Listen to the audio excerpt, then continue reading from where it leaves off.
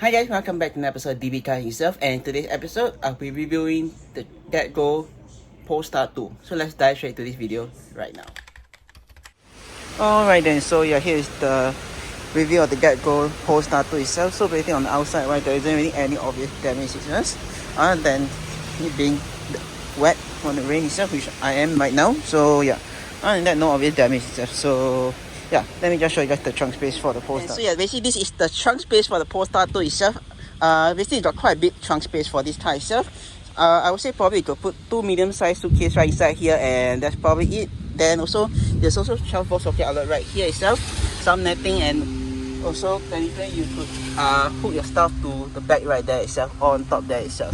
Other than that, that's all for the trunk space. Now let me just show you guys the rear seat itself. So to close it, it's just very simple. Just press on this button itself, and the car will just close itself. So yeah,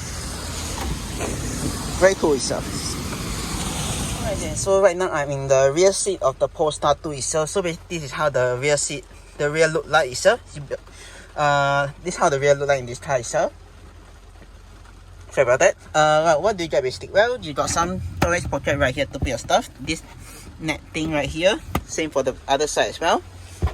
And you also got, what do you else get in the back? Well, you got some storage space to put the stuff, same for the other side as well. And you also got a very nice window switch right here, and this is also technically you can lock this door itself. So yeah,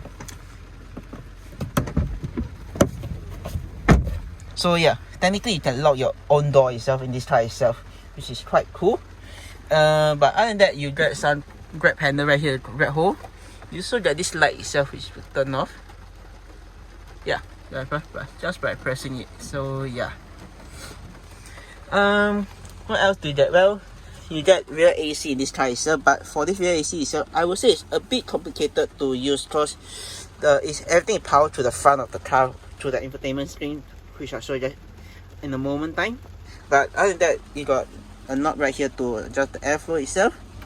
You also got some power outlet right here to charge your car. Sorry, USB Type-C port right here to charge your phone.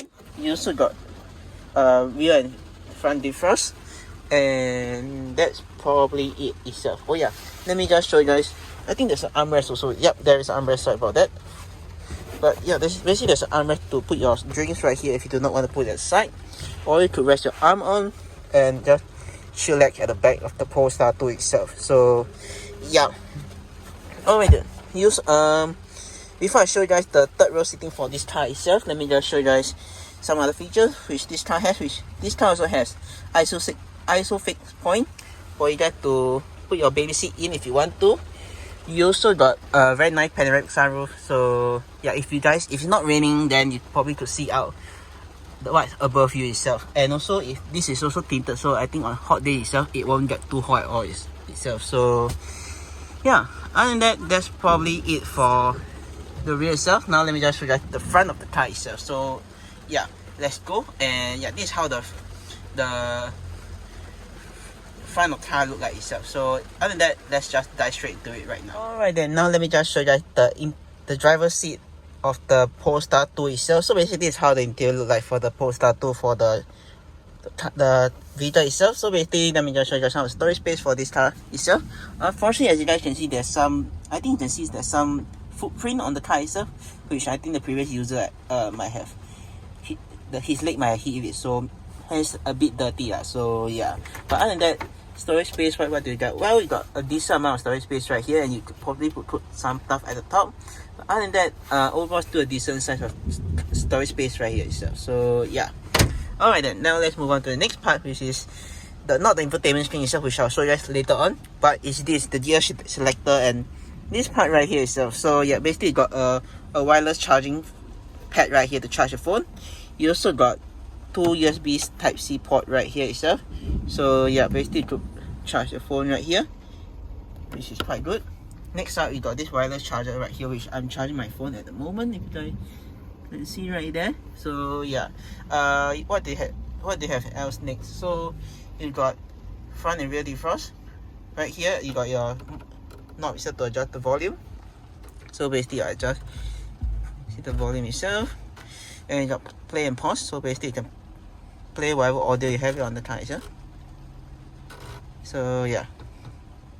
Next up, you got your indicators itself. So just, oh yeah, and if anyone wondering, these 3 buttons right here, are they like a legit physical button? No, it's basically you just need to touch on it and it will show. Like basically I'm not touching on this, and you see the indicators right here. Technically you can just press down, then you can feel a force feedback right on it. So yeah, same for this as well. So yeah. Alright, then now let's move on to the gear selector right here, which is very interesting. You got the PoleStar logo right here. You also got your gear selector right here, and you got park button. So basically to engage gear itself, just need to press full on the brake and pull it back down and engage gear itself. Same thing for reverse, all the way back up, and it will reverse, and the auto folding mirrors would engage itself. To engage back to park, just press on the P button and your folding mirrors would go back up itself. So yeah, just like that itself. So yeah. Alright then, now let's move on to the next thing, which is you got your cup holders right here. So there is only 1 cup holders for this car itself, and that's all. But if you want a secondary cup holder itself, you need to lift up this armrest right here itself, and it will reveal a secondary cup holder itself, which you could put your drink right here. But if you do not want it, then you can just put it somewhere for the time being before you can put it right back inside here itself. So yeah. And that's probably it for the front, the center console itself. Now next up, let's move on to the stock itself. So for the stock itself, on the left side will be your indicators and your white light switch itself. So basically you can adjust the knob right here, or just leave it in auto, which I'm gonna do it at the moment. And this button right here, reset, which I think is to reset the it's the tire pressure monitoring system itself. So yeah. But to engage high beams itself, just need to pull back.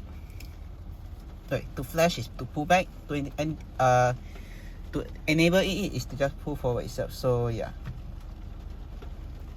Alright then. So yeah, that's basically the left side of the stock itself. Now let's move on to the right side, which is you got your wiper switch right here itself, and also your basically this is your wiper switch right here. To activate it, just all the way down for one swipe, all the way up for continuous swipe itself. So yeah, so basically that's all for the wiper switch itself. To wash, you just need to pull back, and that's probably it. Alright then, now let's move on to the steering wheel. Steering wheel, what do you get? Well, you got your cruise control switch right here. These 2 things I still haven't figured out what it does, cause there's no really anything showing here itself. So yeah, we really need to figure out what the switch is. But on your other side, you got your voice command for the infotainment screen, which I'll show you guys in a moment. You got this switch right here, just to go between this Google Map view and the ordinary view, which you get right here itself. So yeah, I prefer this because this looks so much better, and you don't have to look at the infotainment screen right here. This is your volume switch right here, these 2, and this is your radio station tuner. This is just to press OK on whatever button that's showing right here itself. So yeah, and that's all for the infotainment screen. Now let me just show you guys on the windows switches itself. So basically you got your unlock button right here. This is to adjust the mirrors on either side, so you just press on it, and you can just use this small thing right here itself. So yeah, and you got your windows switches right here, and this to prevent people from rolling on the window itself. So yeah, and you got your child lock button right here, if I'm not wrong. Alright then, and right down below you got your memory controls button right here, which I don't think anyone will be using because it belongs to the GetGo itself, so not really necessary in this car itself. Alright then, let's move on to the next feature, which you got your sun visor right here, which is quite big. You got a mirror, and I think it could probably take, no, we can't. Alright then, so yeah, that's your sun visor itself. Same for the other side as well. So yeah, and you got your light switch right here. So if I'm not wrong, this is to turn off. Yeah, turn off both, turn on one itself. So yeah, this, you got your SOS button, and not too sure this connect button too, but don't think we should press it anytime at all. So yeah. Alright then, now let's move on to the last part, which is the infotainment screen, which I'll show you guys right now itself. So this infotainment screen is very complicated and very complex itself. So yeah, basically if you want to go back to your home screen, you can just press on this small square button right here, and you'll show them everything itself. So basically you got Apple CarPlay in this car, and also basically Apple CarPlay if you do not want to use Apple CarPlay, you can technically use Waze or Map or Google Maps on this car, and it also got many other features which I think it is worth checking out itself. So yeah, I think it's almost quite similar to a Tesla, if you can call it, but not really a Tesla. So yeah, quite interesting. So I'm not really going to go too in depth about it, but you can if you guys want to try it out, I will leave the location down right in the description box below itself. But other than that, that's all. Oh yeah, you got some AC vent at the top itself, same for this side itself. So yeah, oh yeah, and let me just show you guys the AC controls right here.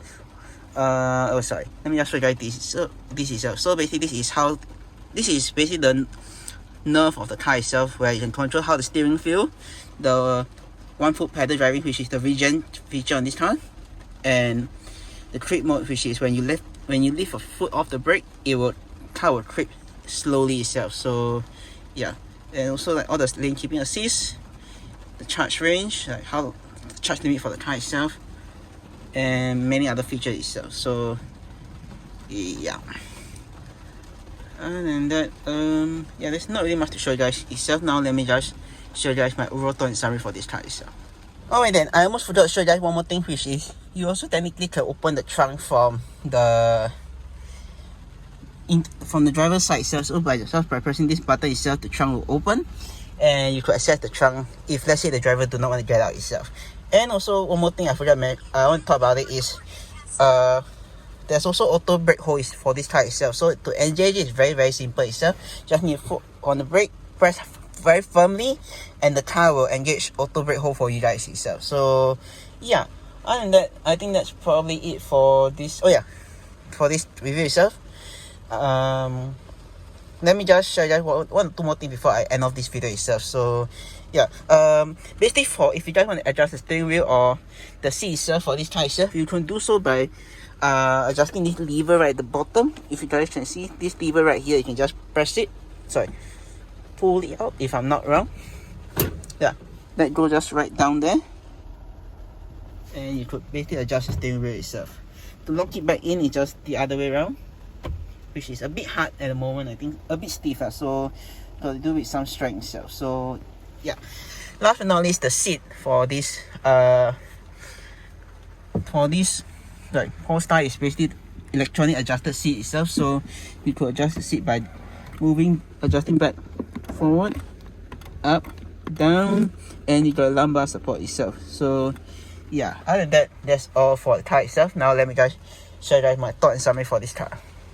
Alright then, so yeah, basically that is my overall dry summary for the PoleStar 2 itself. One thing I have to say is interior wise, I would say it's quite mainly the infotainment itself, the center console itself is quite Volvo-ish. So if you guys are familiar with that generation of infotainment screen for Volvo itself, I think you won't really have any issue with that infotainment itself, and probably you could get around it within just a few minutes of figuring around that infotainment itself. But if you're a new user to PoleStar or Volvo itself, then it's definitely a learning curve to it itself. So yeah, but overall, overall the drive was not too bad.